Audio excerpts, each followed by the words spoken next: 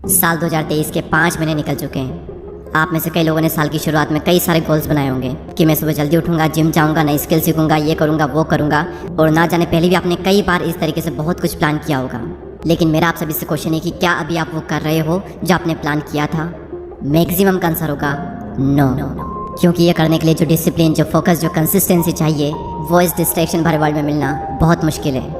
अभी आप सभी में से ज़्यादातर की लाइफ बिल्कुल भी सही नहीं चल रही है, ना हेल्थ वाइज ना ही वेल्थ वाइज। हर चीज़ की बहुत ज़्यादा टेंशन है और ना ही कुछ अच्छा हो रहा है ज़िंदगी में। अभी आपकी लाइफ कैसी भी क्यों ना चल रही हो, अब वक्त आ चुका है खुद को रिक्रिएट करने का, अपनी लाइफ का मॉन्क मोड ऑन करने का। नाउ द क्वेश्चन इज, ये मॉन्क मोड क्या है? मॉन्क यानी कि एक सन्यासी।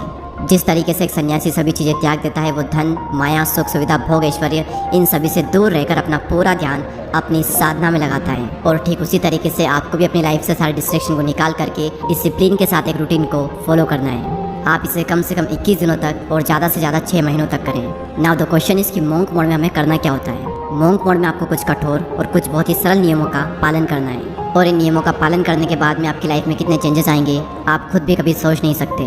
अब हम फाइनली बात करते हैं कि मॉन्क मोड में आपको क्या रूटीन फॉलो करना है। दोस्तों, रूटीन की शुरुआत होती है मॉर्निंग से, और मॉर्निंग की शुरुआत होती है उठने से। मैं आपको 3 या 4 बजे उठने को नहीं कहूँगा, आप 5 या 6 बजे भी उठोगे तो भी चलेगा, लेकिन 8 या 9 बजे बिल्कुल भी नहीं। दोस्तों, अपनी ज़िंदगी में कुछ करने के लिए और दुनिया पर राज करने के लिए 2 चीज़ों की ज़रूरत होती है। पहला हमारा शरीर और दूसरा हमारा दिमाग। शरीर और दिमाग सही तो सब सही, वरना सब बेकार। और मॉर्निंग में ये 2 चीज़ें दुनिया के सभी मॉन्क करते हैं। पहली चीज़ आपको अपने दिमाग के लिए करनी है वो है मेडिटेशन, और दूसरी चीज़ आपको अपने शरीर के लिए करनी है एक्सरसाइज। 10 मिनट के लिए मेडिटेशन और एटलीस्ट 20 मिनट के लिए एक्सरसाइज करना है। अब इन दोनों चीज़ों को करना कोई बड़ी बात नहीं है, लेकिन इन दोनों को करते रहना बहुत बड़ी बात है। हर रोज़ एक ही काम करना आपको बोरिंग लग सकता है, आपके लिए पेनफुल हो सकता है, लेकिन याद रखना कि अमीर बनने में और अमीर बने रहने में बहुत फ़र्क होता है। डेली सुबह उठकर ये दोनों चीज़ें करने में आपको बहुत डिसिप्लिन चाहिए होगा। और आपको ये भी लग सकता है कि यार इनका मेरे गोल से क्या कनेक्शन है, लेकिन कनेक्शन है, क्योंकि मॉन्क मोड के दौरान आपको पूरे दिन फोकस होकर काम करना है। तो मेडिटेशन आपकी हेल्प करेगा फोकस रहने में और काल्म रहने में, और एक्सरसाइज आपकी हेल्प करेगी एक्टिव रहने में और एनर्जेटिक रहने में। और जब आपका मॉर्निंग रूटीन कंप्लीट हो जाए, फिर बारी आती है काम करने की। इस पॉइंट को मैं नाम दूंगा 8 hours deep work session with no distraction. दोस्तों, अगर मैं 2 अमीर लोगों को खड़ा करूँ, एक तरफ सर रतन टाटा और दूसरी तरफ कोई गैंगस्टर है जो कि बहुत ही अमीर है, तो आप किसे पसंद करोगे? ऑब्वियसली हम सब सर रतन टाटा को ही चूज़ करेंगे, क्योंकि ये मायने नहीं रखता कि आप कितने पैसे कमा रहे हो, बल्कि मायने तो ये रखता है कि आप किस तरीके से कमा रहे हो। और ठीक उसी तरीके से आप कोई भी काम कितनी देर कर रहे हो ये मैटर नहीं करता, बल्कि मैटर तो ये करता है कि आप उस काम को कितने फोकस्ड होकर कर रहे हो। मॉन्क मोड में आपको दिन में 8 घंटे काम करना है, और ना सिर्फ काम करना है बल्कि पूरे फोकस के साथ में काम करना है। और फोकस तभी आएगा जब आपका माइंड डिस्ट्रैक्टेड नहीं रहेगा।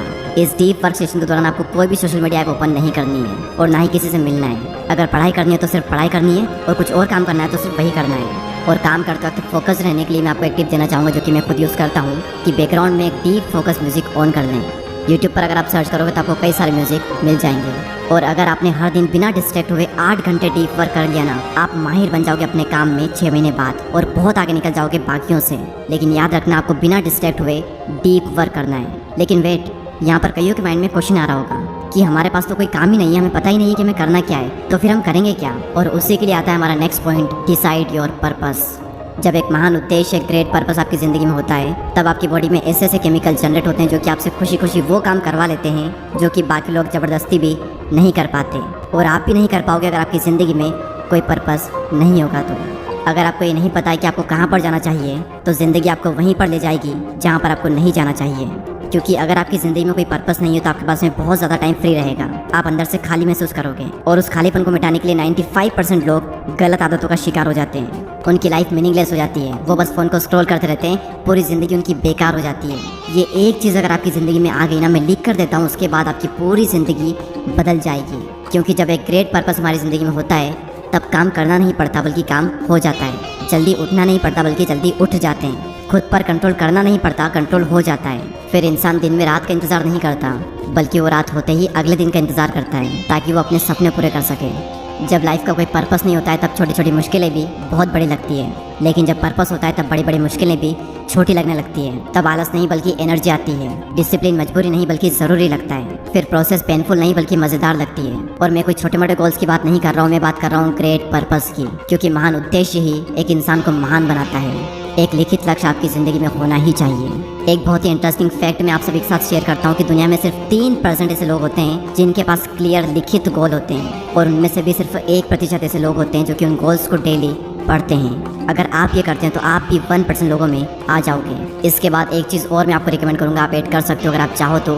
कि महान लोगों को पढ़ें या फिर महान लोग जिन्होंने किताबें लिखी है उनकी बुक्स पढ़ें। आप चाहो तो ये चीज़ मॉर्निंग में भी ऐड कर सकते हो, दिन में भी ऐड कर सकते हो, या फिर शाम को भी ऐड कर सकते हो, जब आपका मन हो, लेकिन करें ज़रूर। क्योंकि जब हम किसी चीज़ को सुनते हैं तो सिर्फ 10 मिनट में ही वो चीज़ खत्म हो जाती है, लेकिन जब हम उस चीज़ को खुद पढ़ते हैं तो एटलीस्ट 20 से 25 मिनट हमें लगते ही लगते हैं। तो उस वक्त हम उस चीज़ को जीते हैं, उसे फील करते हैं। इसलिए मैं आपको रिकमेंड करूंगा कि आप बुक्स को पढ़ें, ना कि सुने।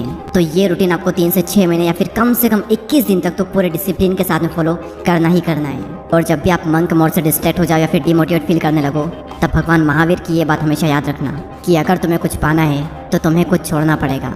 अगर तुम्हें बहुत कुछ पाना है तो तुम्हें बहुत कुछ छोड़ना पड़ेगा, लेकिन अगर तुम्हें सब कुछ पाना है तो तुम्हें सब कुछ छोड़ना पड़ेगा। और यही तो करते हैं मंक। अगर आपने 3 से 6 महीने डिसिप्लिन के साथ में रूटीन फॉलो कर लिया तो आप दुनिया के टॉप 1% लोगों में आ जाओगे, और आप वो हासिल कर दोगे जिसको हासिल करने में लोगों को सालों लग जाते हैं। इसके बाद आपके लुक्स बेटर हो जाएंगे क्योंकि आप हर दिन एक्सरसाइज कर रहे हो। आपकी फोकस करने की जो क्षमता है वो बढ़ जाएगी। आप एक डिसिप्लिन और एक हाई वैल्यू मैन बन जाओगे।